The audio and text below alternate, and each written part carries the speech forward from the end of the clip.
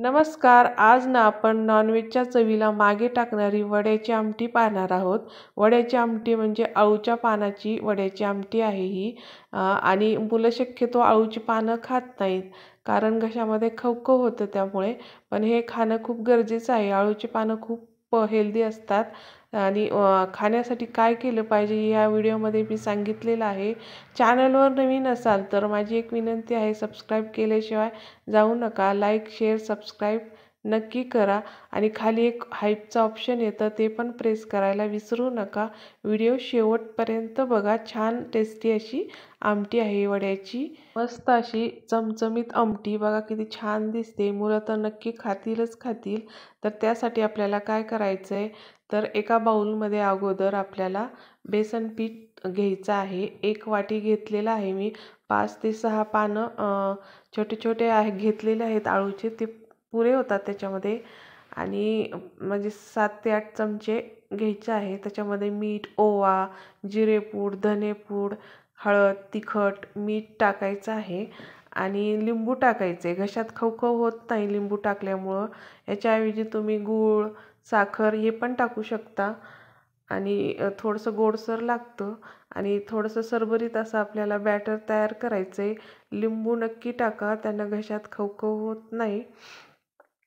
आता हे असं आपलं बॅटर तयार झालेलं आहे. हे छोटे पानं आहेत अळूचे, भाजी करण्यासाठी हे वापरतात आणि याची भाजी पण बनवतात अशी अळूच्या पानाची, या छोट्या छोट्या. आणि यानं हे जास्त खाजरे नसतात, थोडंसं असतात, त्यामुळं थोडंसं लिंबाचा रस टाकायचा असं बॅटरमध्ये किंवा अळूच्या पानालाही लावलं तरी चालेल. लिंबू असं चोळायचं म्हणजे घशात खवखव होत नाही. आता एक एक पान घेऊन थोडंसं आपण तयार केलेलं मिश्रण याला लावून घ्यायचं आहे. आतून लावायचं, तुम्हाला जशा घड्या करायच्या तशा करा तुम्ही. बाहेरून पण थोडंसं लावायचं. छान बेसन पिठाची चव येते या वड्याला. अशा सगळ्या वड्या लावून घ्यायच्या आहेत. जास्त पातळ करायचं नाही बॅटर. या पद्धतीनं तयार करून घ्यायचं आहे. कारण हे आपल्याला तळायचं नाही, तर लोखंडी तव्यावर आपल्याला हे तेल टाकून भाजून घ्यायचं आहे. गॅसची फ्लेम एकदम स्लो ठेवायची, जास्त फास्ट ठेवायचं नाही, नाहीतर वरचाच भाग करपला जातो. आतलं पीठ आपलं तसंच कच्चं राहतं. त्यामुळं फ्लेम थोडीशी कमीच ठेवायची. अगोदर पॅन गरम करून घ्यायचा आणि तेल टाकून या वड्या अशा त्याच्यावर खरपूस होईपर्यंत भाजून घ्यायच्या आहेत. अशा जरी तुम्ही खाल्ल्या तरी खूप छान लागतात. टिफिनलाही तुम्ही अशा देऊ शकता मुलांना. टेस्टी अशा आपल्या अळूच्या पानाच्या खरपूस स्मोकी फ्लेवरच्या वड्या तयार होतात. लोखंडी तव्यावर भाजल्यामुळं त्याला एक वेगळीच चव येते या वड्याला आणि बाहेरून पीठ लावल्यानं छान कुरकुरीत अशा वड्या आपल्या तयार होतात. जास्त करपू द्यायचं नाही, इतपतच भाजायचं आणि ताटात काढून घ्यायचं आहे. आणि तुम्हाला जास्त वड्या करायच्या नसेल आणि बॅटर शिल्लक राहिलं आहे तुमचं, तर त्याच तव्यामध्ये तेल टाकून छान परत त्या बॅटरमध्ये पाणी टाकायचं आहे. आणखीन थोडंसं पातळ करायचं आणि त्याची बेसन पोळी पण तुम्ही करू शकता आणि ती पण खूप छान लागते. मुलं खूप खरपूस भाजलेली असते, त्यामुळं खूप खमंग टेस्टी अशी पोळी बेसनाची तयार होते. आणि हे असं गरम तव्यावर टाकायचं म्हणजे छान जाळीदार अशी आपली बेसन पोळी तयार होते. ही पण तुम्ही डब्याला अशी देऊ शकता मुलांना. पोळी भाजी नाही दिली, अशी पोळी दिली तरी मुलं पोळीवर रोल करून खाऊ शकतात. अशी खूप खमंग टेस्टी लागते ही, कारण आपण बरेच मसाले टाकलेले आहेत त्याच्यामध्ये. पण छान कुरकुरीत होईपर्यंत भाजायची. वेळ असेल तर थोडंसं गॅसची फ्लेम लो ठेवायची आणि कुरकुरीत होईपर्यंत भाजायचं.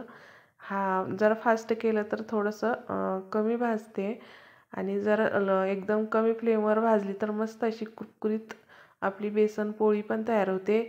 ही पण तुम्ही आमटीत बारीक तुकडे करून टाकू शकता. अशा पद्धतीने आपली वड्या आणि पोळी तयार झालेली आहे. आता आपण ग्रेव्ही म्हणजे आमटीसाठी काय लागतं ते पाहूयात.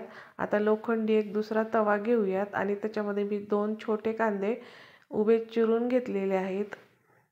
थोडंसं तेल टाकायचं आहे त्याच्या, म्हणजे छान आपल्याला ते भाजून घ्यायचं. म्हणजे कच्चं असं चव राहत नाही भाजल्यामुळे. खोबरं पण आपल्याला छान भाजून घ्यायचं आहे त्याच तव्यामध्ये, सेपरेट भाजायची गरज नाही. आणि थोडंसं लालसरपणा आला की काढून घ्यायचं आहे. बघा छान असं भाजलंय. आता आपण काढून घेऊयात आणि थोडंसं कोमट झालं की मिक्सरच्या भांड्यात टाकायचं आहे.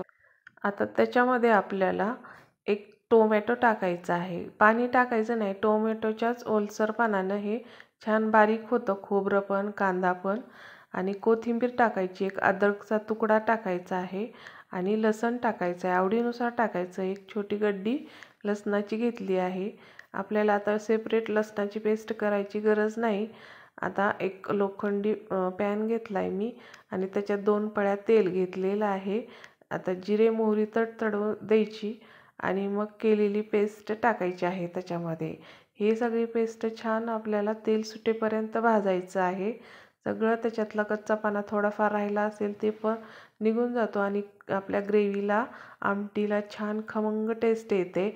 शक्यतो गावरान आमटीमध्ये टोमॅटो शक्यतो टाकत नाहीत. मी इथं टाकलं आहे थोडंसं हॉटेल स्टाईल, थोडंसं गावरानी असं केलेलं आहे. आता हे याच्यामध्ये कढीपत्ता पण टाकला आहे मी. कढीपत्त्याने एक छान टेस्ट येते आपल्या भाजीला. आता त्याच्यामध्ये आपल्याला मीठ टाकायचं आहे. थोडंसं मसाला टाकूयात. धनेपूड, जिरेपूड टाकलेली आहे. थोडासा गरम मसाला टाकलेला आहे 1 मोठा चमचा. थोडा काळा मसाला पण टाकला आहे आणि हे सगळे मसाले आपल्याला आणखीन तेल सुटेपर्यंत भाजून घ्यायचे आहेत. म्हणजे आपल्या आमटीला छान खमंग टेस्ट येते.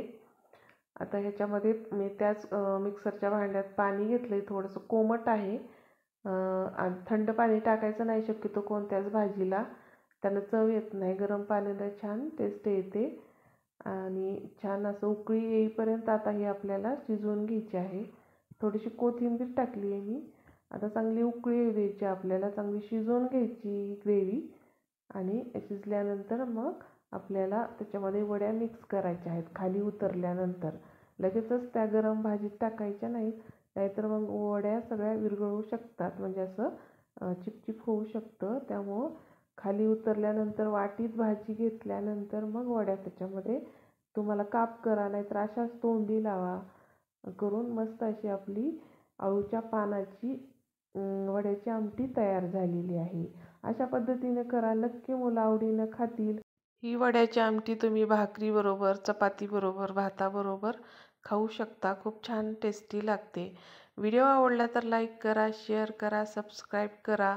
व्हिडिओ शेवटपर्यंत बघितल्याबद्दल धन्यवाद. भेटूयात अशा छान छान व्हिडिओ रेसिपीजमध्ये. तोपर्यंत धन्यवाद.